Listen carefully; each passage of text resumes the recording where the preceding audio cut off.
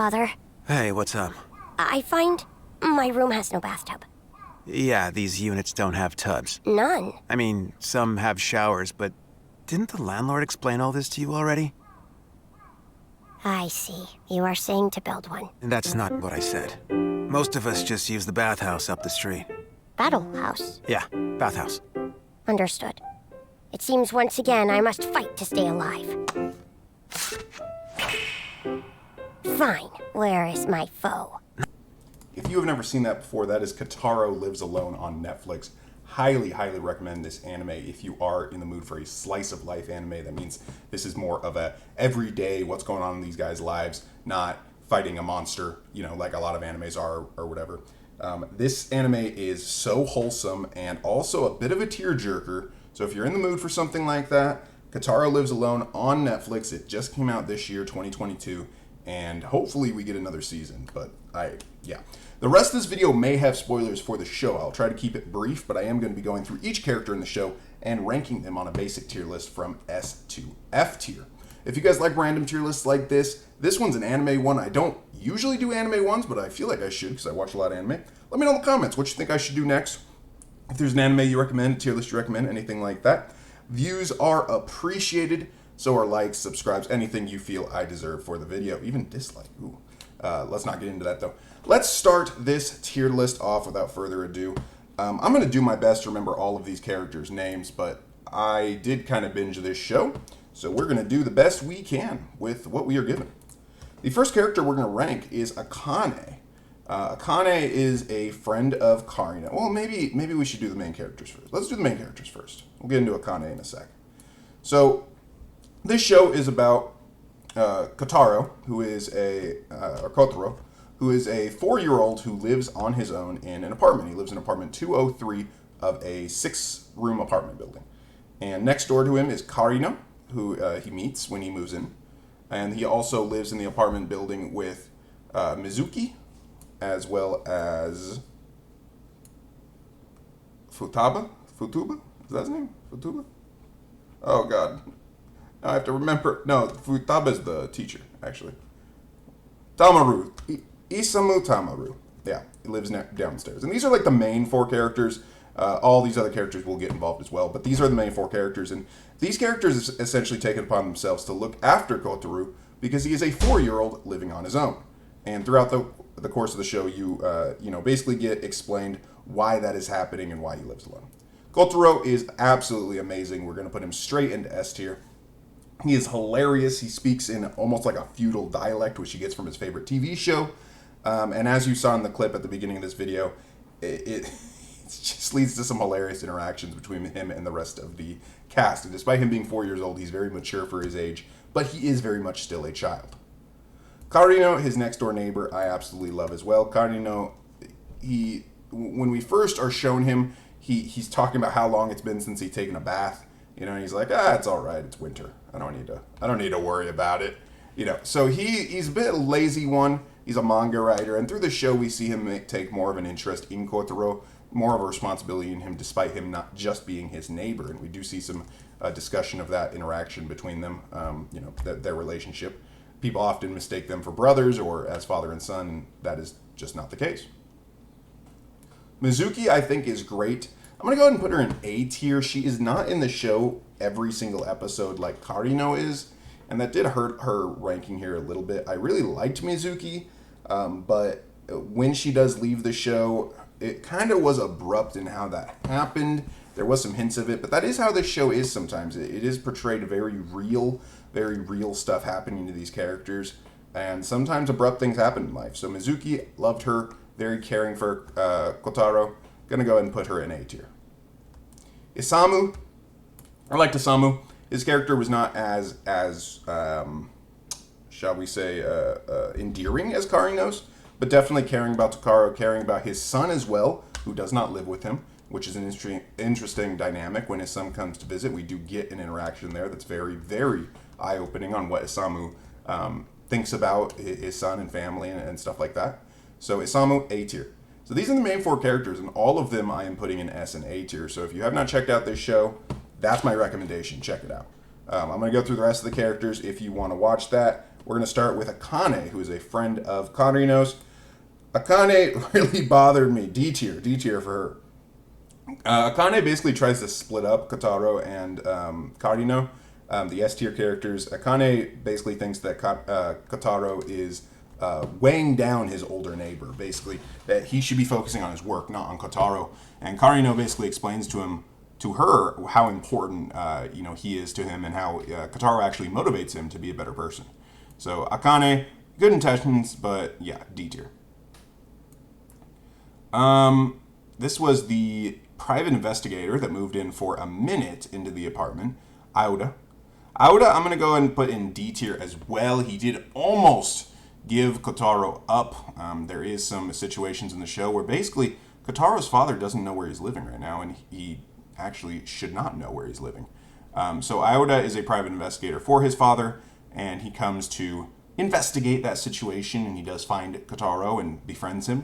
However, he, in the end, his father doesn't find him. So D tier on Aoda. Not going to put him in F tier, though. He does have some redeeming qualities, which he shows in the show. But we are going to go ahead and put him in D tier. Editor guy. Is this guy's name Issei? Something is telling me his name's Issei. That's probably wrong. That's probably completely incorrect. It's Ippei. I was close. Ippei. So Ippei is actually a really good guy. He has a hilarious way of laughing where he's just like, ha, ha, ha, which, at least in the English dub, is hilarious. He actually really believes in Karino, so he's Karino's editor. He believes in him, and he's hard on him. He tells him sometimes, oh, this sucks. But he explains to Kotaro he does that because he believes in him and he thinks he can do better. So Ippei, nice supporting character, B tier. Let's do all the kids at once. Yeah, let's do all the kids together. And we're going to try very hard to remember their names. The first kid we have up is Kakeru. Kakeru? Something like that. This kid I honestly don't remember that much from. I remember more from these other kids, despite I think this was the kid that tried to run away with Kotaro, so he was upset that his parents kept telling him what to do and stuff. He tried to run away with Kotaro, not knowing that Kotaro actually lives alone. I keep saying Kotaro. It's Kotaro, isn't it? Kotaro? I believe. Either that's an American watching a Japanese show, or that's just me being an idiot. I apologize. But yeah, this kid runs away with Kotaro, and obviously that doesn't really go well. So C tier, he's a kid. We see him more in a supporting role in a lot of episodes, but he is in that one main storyline in one episode. Kana, similar thing with all of these kids except this one. They're all in Kotaro's kindergarten class. They're all 4 or 5 years old. So they all have a supporting role throughout the show. They're in the background, but they all kind of take the limelight in an episode or two. Kana, I thought, was a C tier character. She only really hangs out with Kotaro because her mother asks her to, and because she sees that it makes her mother happy. And why that makes her mother happy, the episode goes into. Kana, she seemed nice. She was kind of funny how blunt she was. She was very similar to Kotaro in that sense, where she was very blunt, where she's like, I'm bored. Or like this is dumb, or like stuff like that. So they kind of gang up on Karino, I believe, for a little bit, which was funny. K is a kid in the class who kind of has a weak body. He gets sick a lot. And I actually really liked this kid. He was not in the show very long at all. So I guess I'll put him in B tier for that reason. But yeah, K says when he says he's feeling sick, when he feels sick, he tells people about it right away so he can go home and not get anybody else sick. Even though he'd rather be at school, he thinks it's worse to stay at school and get other people sick, which is just, the wholesomeness. The wholesomeness there, B tier. This was like my favorite kid from the class. Just look at this guy's face. Takaya. This kid was hilarious. He's always like super, super animated, and like at first he kind of thinks Kotaro is a little weird, but then Kotaro is like, oh yeah, my parents are ninjas, and this kid's like, what? That's so awesome! And he's like his best friend ever since. They hang out, I think, more than the other kids do. I'm also going to put him in B tier. I love his face.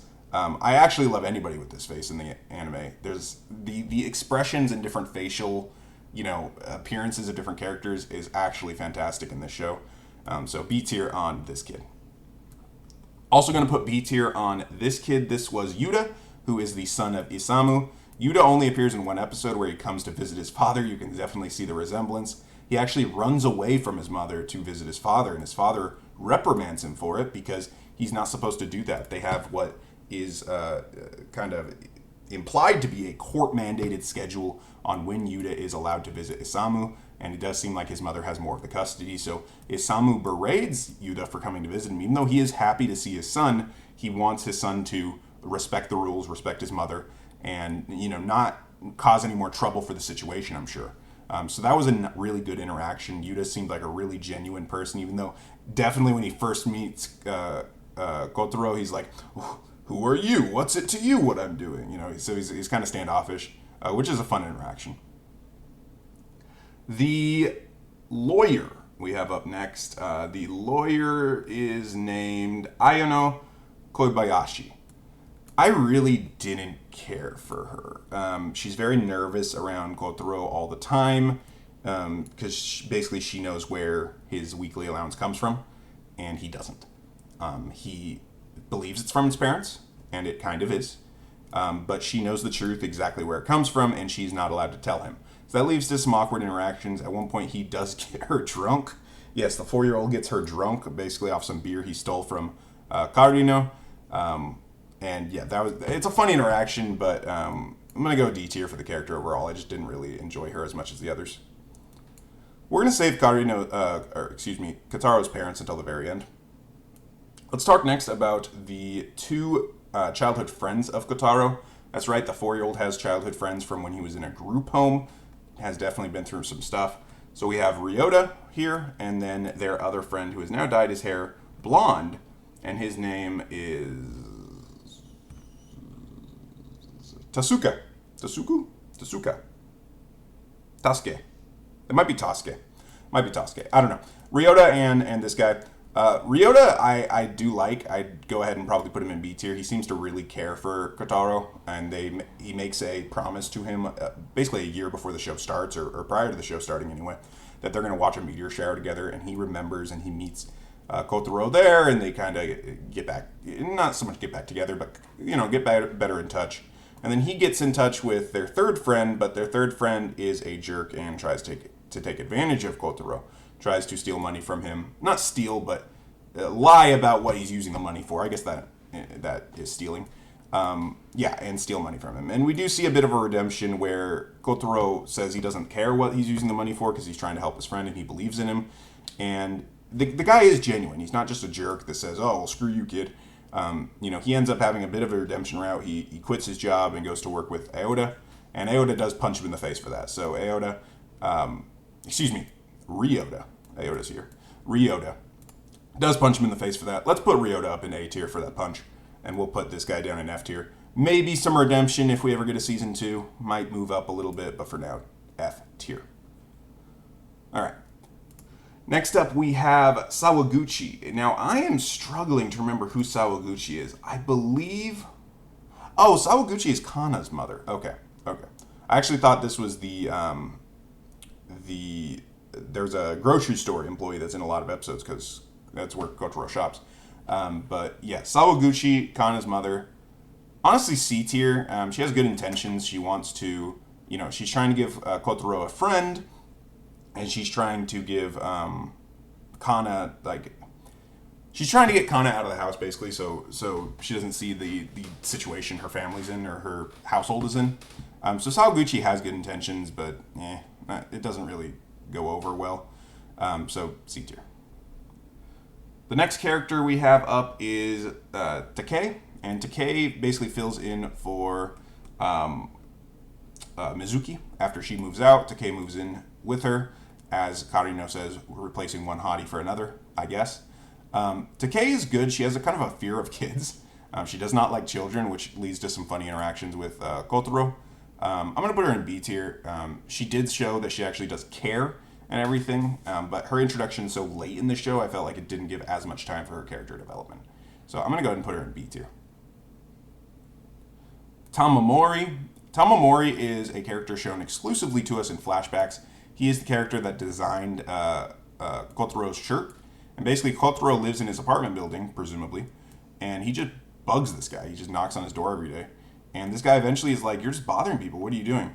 Until he kind of realizes that this kid always comes with raggedy clothes. They're stained, they're messed up. And he really just doesn't seem to know what else to do every day. So Tamamuri does take an interest in him. He does, once he kind of realizes Kotaro's situation, he ends up giving him an entire box of these shirts, which is why he wears the same shirt every day in anime. We finally get an explanation. This happens in every anime, right? Where the main character wears the same shirt every day. But Kotaro actually has like 20 of these shirts because they were given to him by Tamamori. Despite Kotaro thinking they're a little corny, he says he's cool enough to pull them off. So Tamamori, good intentions. A little quick to judge, but I mean, who wouldn't be in that situation that a kid keeps ringing your doorbell every day for 3 weeks? But yeah, Tamamori, B tier. Thought he was cool. Next up, we have the teacher. I have mixed feelings about the teacher. I like the teacher, and I don't remember the teacher's name, but I like the kindergarten teacher in that she does care for Kotaro and the other kids. Once she notices something about them, she does try to help. However, it does seem like, at least in this story, the school does not have all that information about Kotaro. Like, we see her thinking, oh, I wonder what his home life's like.